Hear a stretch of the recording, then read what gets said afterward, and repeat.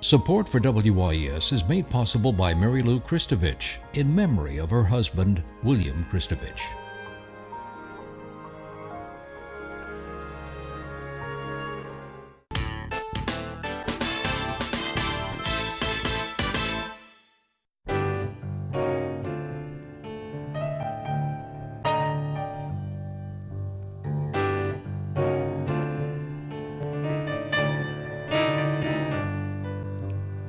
Good evening, I'm Peggy Scott Laborde and welcome to Steppin Out, spotlighting the New Orleans area's arts and entertainment scene. Seated at our table tonight, cocktail historian and author Elizabeth Pierce, here to discuss her brand new book, Drink That New Orleans. Welcome, welcome. Thank Good you to very see much. you. Thank Hello you. there. Poppy Tucker, host of the award-winning radio program, Louisiana Eats. Hello, airing twice weekly on WWNO Radio. We're so glad he's back. Clarinetist, jazz historian, and Xavier professor, Dr. Michael White, here to discuss Sunday's jazz lecture and performance at Xavier. He'll also, we're so fortunate, he'll be performing for us a little later. Welcome, welcome. Good to see you. Hey, and Steppin Out theater critic Alan Mason, also editor of the Crescent City Jewish News. First up, Miss Poppy. Oh, Peggy, I had the most fun this week, and you know I have a lot of fun. You have the joie de vivre, darling. Well, I'll tell you, I had an invitation that I could not pass up. I got a phone call from Dickie Brennan asking if I'd like to go fishing. Well, I love to fish, and my goodness, fishing with a charter captain, with Dickie Brennan, how could this get better?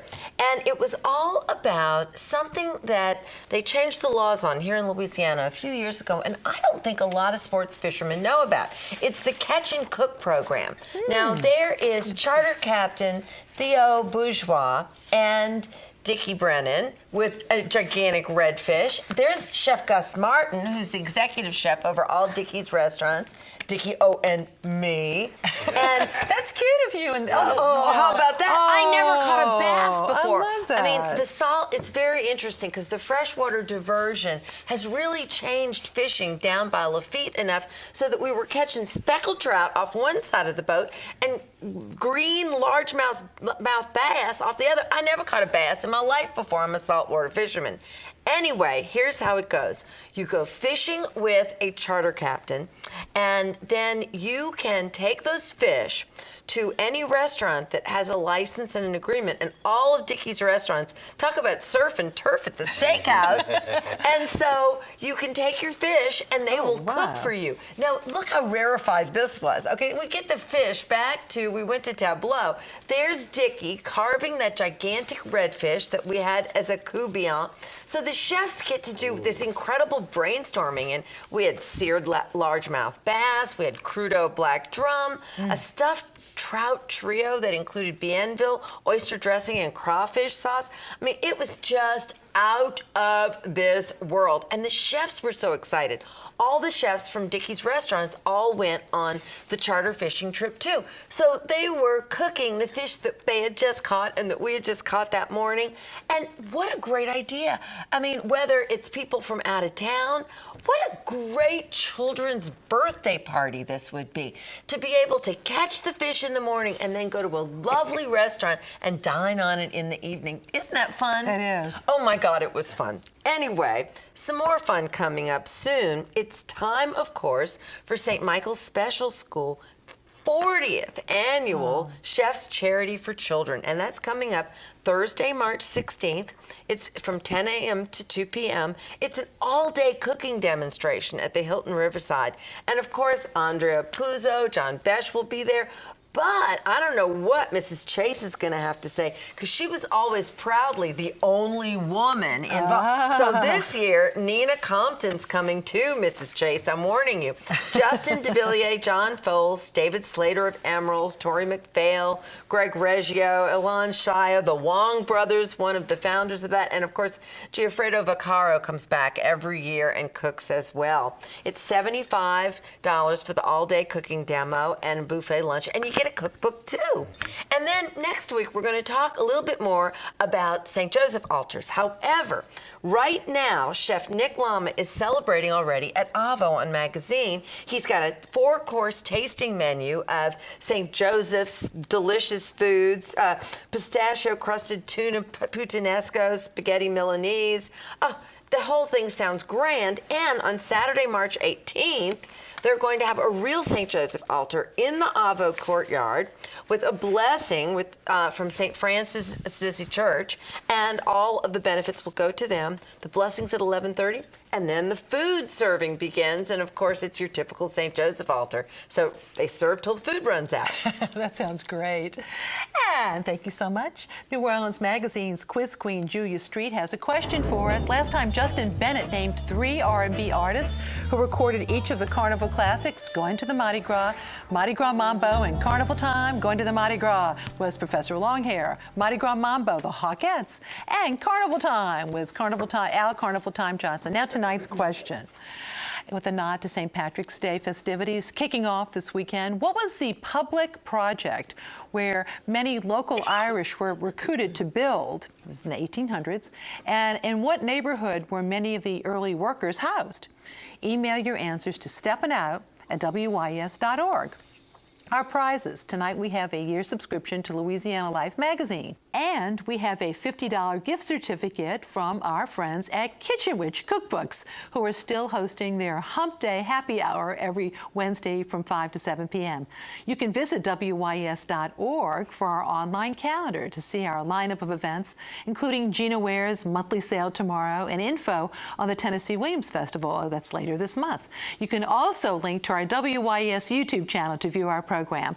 And now, Elizabeth, congratulations on Drink Dad chronicling some well-known but some lesser-known New Orleans bars too. Indeed. It is a nice mix of the places New Orleanians have been, and been often, the places that they've been meaning to go to, and the places that they might not have heard of, perhaps because they're new, or perhaps because they're in a completely other side of town, the place that you don't cross canal, you don't hit mid-city. You group them by neighborhoods, which I like. It's organized by neighborhood, and for me, one of my favorites, a place that I had never been, and I can't believe I haven't, was Henry's uptown, a place my parents apparently drank a lot.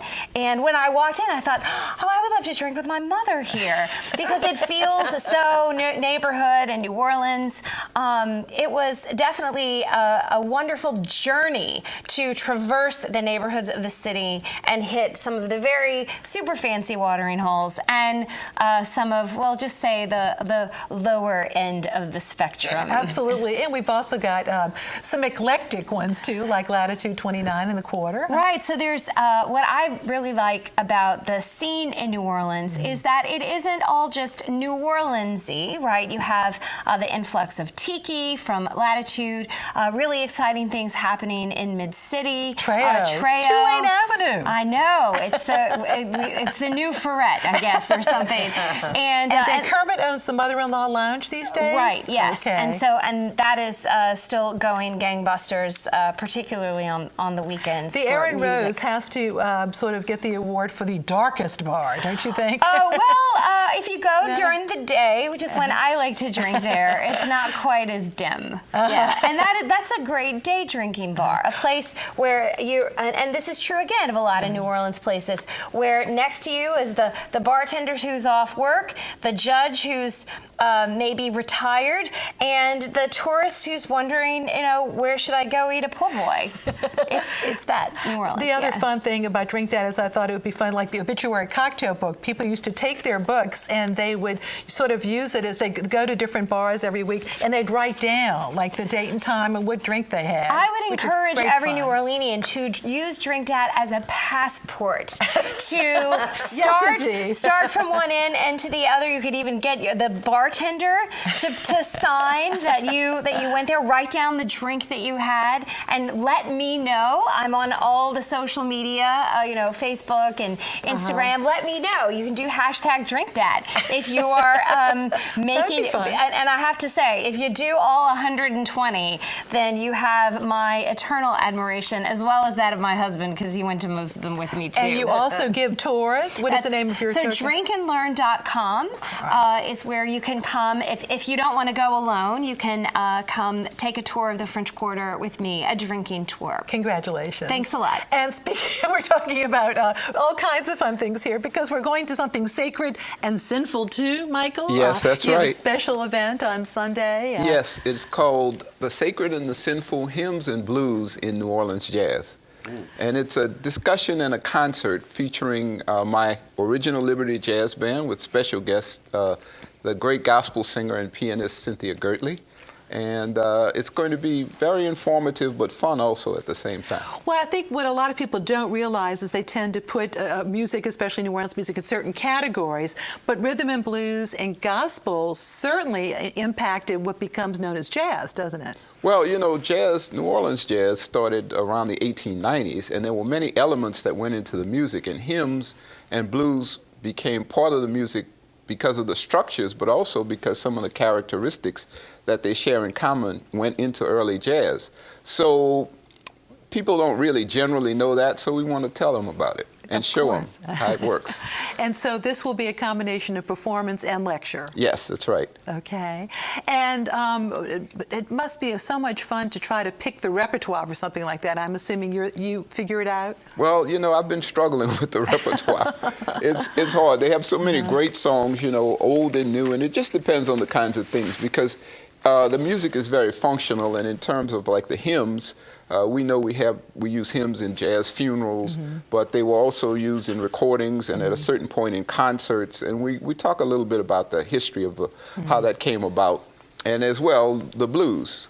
I like on your poster you have the Sam Morgan Jazz Band, which was really an example of those early days, isn't it? It's a great photo. Yeah, that's the Sam Morgan Jazz Band from 1927, and that's one of the most popular bands in New Orleans in those days, a dance band. And I had relatives that played in that band. The saxophonist Earl Fouché was a cousin of my mother. But they're important because they recorded the first hymns in the New Orleans jazz style. Up-tempo, swinging New Orleans jazz. Gee whiz.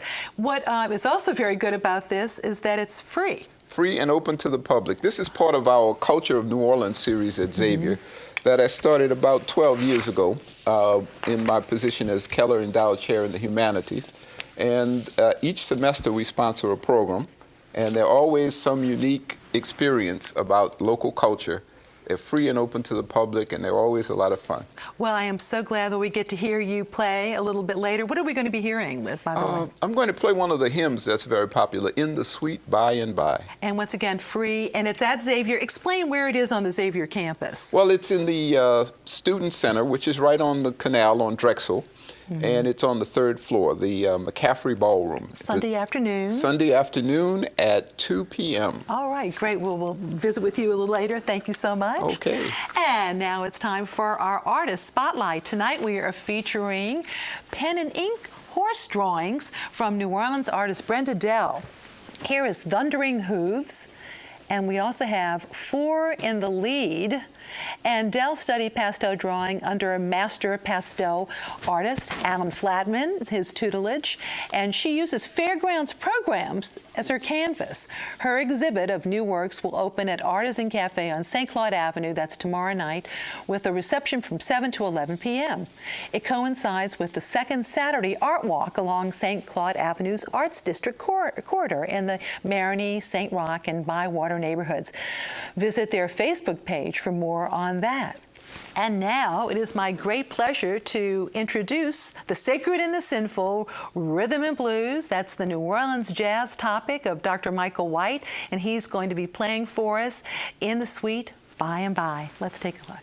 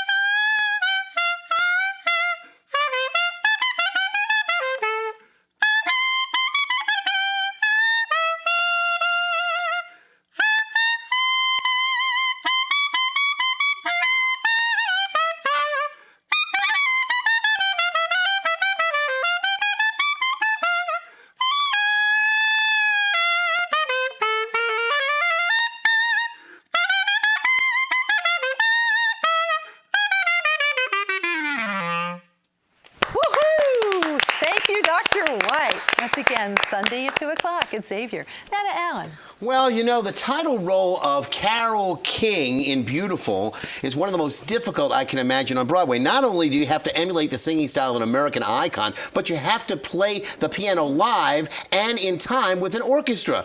Well, in addition, the actress has to age from a carefree teenager of 16 to a young woman, a wife and a mother, and then eventually into an established and assured star.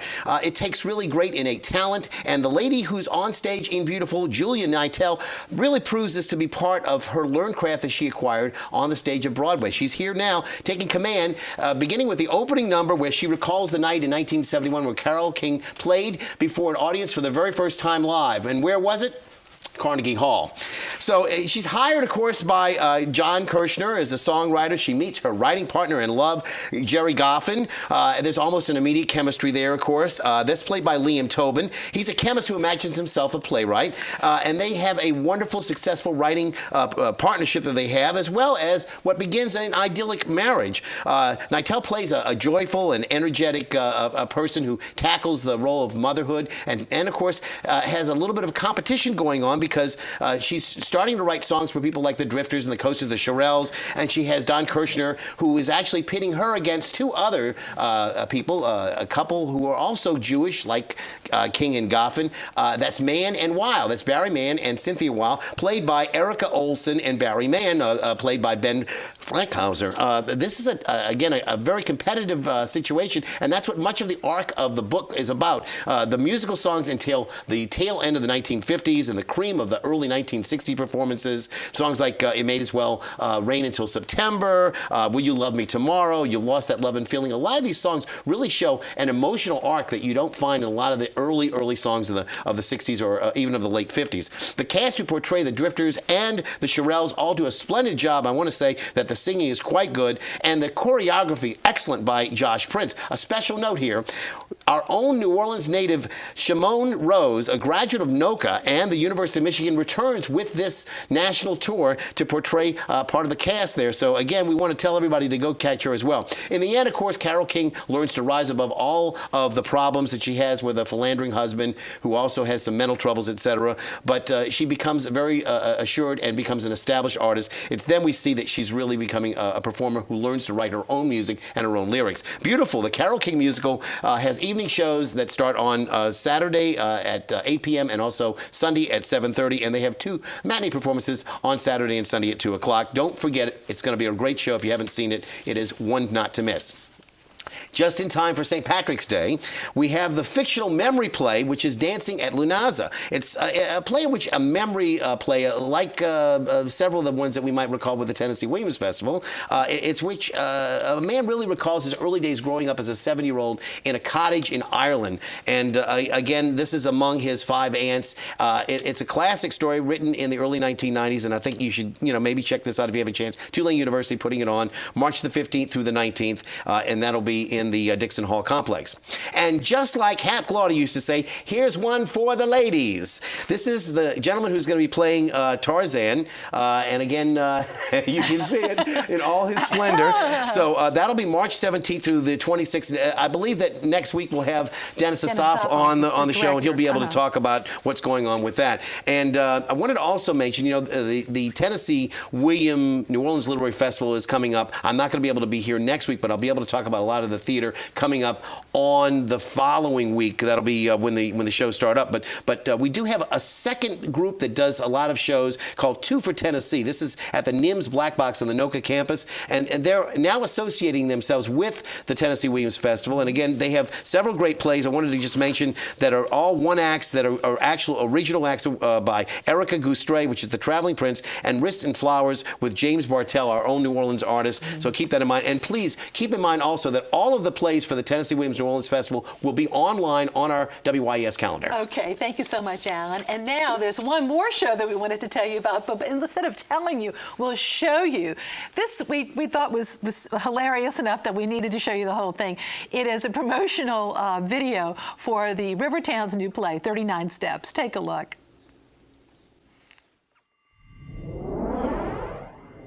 What are the 39 steps? The 39 steps? What are the 39 steps? Sounds like a spy story. The 39 steps! Yes, what are the 39 steps? Why are you yelling? Oh, sorry. What are the 39 steps? What is the 39 steps? What is the 39 steps? It's a play based on a movie by Alfred Hitchcock. Ah, so it's a drama. Ha! No. It's a comedy. Ah, so it's funny. Oh, it's very funny. Exactly what the world needs nowadays. Fun for the whole family. So what's it about? About 2 hours with an intermission. I mean, what is the plot? Well, it's about a murder. A murder by who? By you? So it has a big cast. No, it's a cast of 4. 4 actors. Playing dozens of characters. Any women? No women. Hey. One woman. Exquisite woman. Talented. Very talented. Clear out, Richard, or they'll get you next. Ah, sounds like jolly good fun. Yes, for the whole family. So you can bring the whole family? Well, don't bring a baby. No, why would you bring a baby to the theater? I wasn't. Shame on you for being so disruptive. Oh, and guess what? What? It's directed by Ricky Graham. Oh, is he good? Is who good? Ricky Graham. Who's that? You just said he was the director. The director? The director of what? Of the 39 steps. What are the 39 steps? Right, I'm not doing this again. The 39 Steps. One play, 4 actors, dozens of characters, a guaranteed evening of hilarity. Only at Rivertown Theatres in Kenner. And 39 Steps runs through March the 26th at Rivertown Theater in Kenner. And before we go to the picks, we would like to share the names of the winners of our Carnival quiz that aired during our broadcast of the Rex Ball Mardi Gras night. John and Doris Bruno, they actually won the one-night stay at the Homa's house, and which we congratulate. And you can see the others on the screen. It's congratulations to all of them. They will be sending those out and connecting with them very soon. But we also wanted to give you the questions and answers that were that night. And first of all, the first question was, what word did Comas contribute to the vernacular of Mardi Gras? Michael? Crew. All right, very good. Signature floats are those we see every year in a parade. Name 3 of Rex's signature floats. Poppy. My favorite, Bouffe Gras, the bandwagon, and of course, the Butterfly King. Sounds good. And then let's see, Elizabeth, name the past and present locations of where Rex toasts his queen during the parade. It used to be the Boston Club, and now it's the Hotel Intercontinental. All right, thank you very much, and thanks to everybody who played our game. We had a great time that night. Now it's time for our picks. Elizabeth. Why don't you come join me in the French Quarter, drinking and learning, drinkandlearn.com. And if you can't make it this weekend, you should come any weekend. Poppy. If you haven't been to Paradigm Gardens for their concert series, which is so much fun, now they're doing pizza and pies with Windowsill Pies, the Papusa Lady, and Encore. First one, March 15th. All right, thank you. Michael. Well, if you can't make our presentation this Sunday at 2 at Xavier, you can come and see me at the French Quarter Festival and also at Jazz Fest. All And if you right. can't do that, you can get my records online at that's right. Basin Street Records. Lots of great CDs. Yes. Really fine. Real quick, the Ashe Cultural Center is presenting the Vagina Monologues one last time before it closes. And then, of course, Audra McDonald. We can't say enough about her. Mark Cortali presents Audra McDonald at NOCA. This is a benefit, ladies and gentlemen. Please buy tickets to help NOCA. March 31st, 8 p.m. Tickets run from $50 to $125. $125 entitles you to have a little meet and greet with Audra as well before and after you get to have a Do you little... realize how rare that is? Yes. To meet Audra McDonald? I got to meet her. Did you see? I know, but not everybody gets to do that. I mean, that's a wonderful opportunity. Yeah, I've seen her actually in 3 of her winning performances. Lucky yeah. you. She's Yeah. such a great performer. And my picks, the Friends of the Jefferson Library. Their big book sale continues this weekend through Sunday at the Pontchartrain Center in Kenner. And the New Orleans Sacred Music Festival is all day tomorrow from 10 a.m. to 9 p.m. at the New Orleans Healing Center, and that's on St. Claude Avenue. Visit their website to see their lineup. And don't miss the Irish Channel St. Patrick's Day Parade. That's tomorrow. It was pushed up to start earlier at 12:30 p.m. to avoid bad weather that was forecasted. And by the way, there is a new route It starts now at Jefferson and Magazine Street. And American pianist and former New Orleans piano competition gold medalist Richard Dowling will perform a selection of the King of Ragtime, Scott Joplin's masterpieces at Le Petit Theater in Great Scott. That's the name of the concert, Sunday afternoon. Tickets are just $25. And we also wanted to mention the annual St. Joseph altar at Beauregard Guy's house. That's on Chartist next week, through Thursday through Saturday. And they'll have a list of other local altars on our online calendar, too. Looking ahead, Darcy Malone will headline at the 2017 Opus Ball to benefit the Louisiana Philharmonic Orchestra. That's next Saturday, the 18th, at the Sheraton. Check out their website for more information. And thank you all so very much. Happy what a Purim. fun show. Happy Purim, that's right. Thank you for watching. Good night.